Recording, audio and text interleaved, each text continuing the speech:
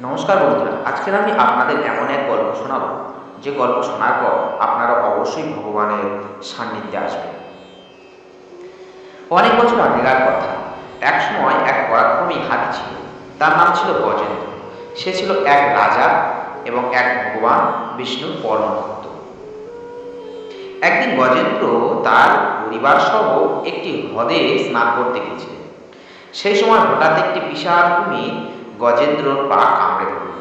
গজেন্দ্র অনেক চেষ্টা করেও নিজেকে ছাড়াতে পারল না। বহু বছর ধরে তারা যুদ্ধ করতে থাকল। অবশেষে গজেন্দ্র বুঝতে পারল শুধু নিজের শক্তি দিয়ে সে মুক্ত হতে পারবে না।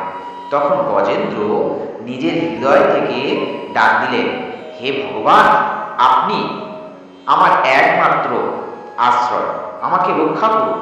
সেই মুহূর্তে ভগবান শ্রীকৃষ্ণ স্বয়ং বৈকুণ্ঠ থেকে তার